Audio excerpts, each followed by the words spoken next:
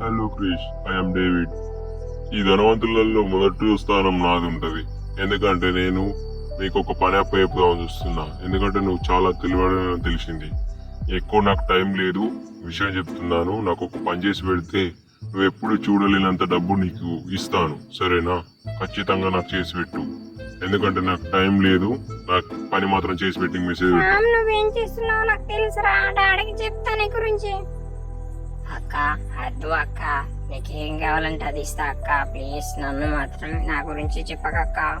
సరే అయితే నాకు మనీ కావాలి, ఎంత ఇస్తావు చెప్పు. సరే అక్క, నువ్వు ఎంత అడిగితే అంత ఇస్తా అక్క, కానీ చెప్ప. చూడు మిత్రమా, నేను తయారు చేసిన గురువుని. నేను ఎందుకు తయారు చేశానో నీకు తెలుసా? నిన్ను ఒక మానవ బొమ్మగా సృష్టించా.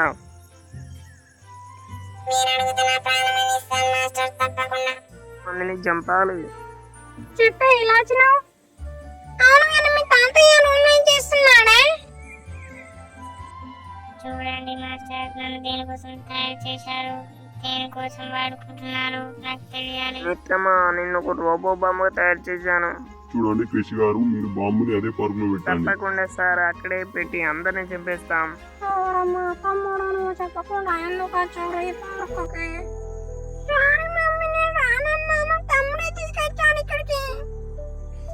చూడమ్మా, ఈ రోజులలో ఆడపిల్లలు బయటకు వెళ్ళతో ఆ కాలం ఇప్పుడు పోయిందమ్మా. ఇప్పుడు అందరూ తిరుగుతున్నారు.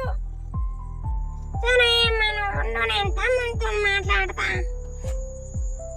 అక్క నాకు చెప్పాను కదా ఎవరికి చెప్పొద్దని.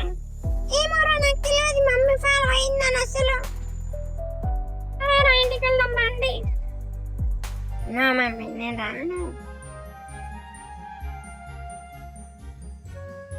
ఈ పార్కులో ఎంత బాగుందో చూసినావు మమ్మీ, చాలా బాగుంటాయి. అన్ని చూసుకొని పోదాం మమ్మీ, సరేనా? చూడండి క్రిష్, నేను తప్పు చేశాను ఒప్పుకుంటున్నాను. మా ఫ్యామిలీ కూడా ఇక్కడికి వచ్చిందట.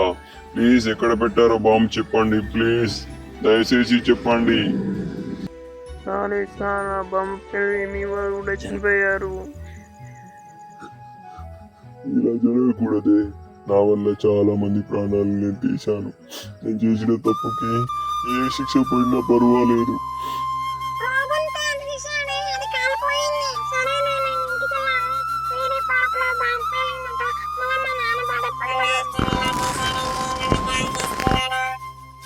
దేశానికి ఏదైనా చేయి, గౌరవమే, కానీ దేశాన్ని కించపరిచేలా చేయకూడదు. దేశం అంటే మనం, మనం అంటే మనుషులం. జై హింద్.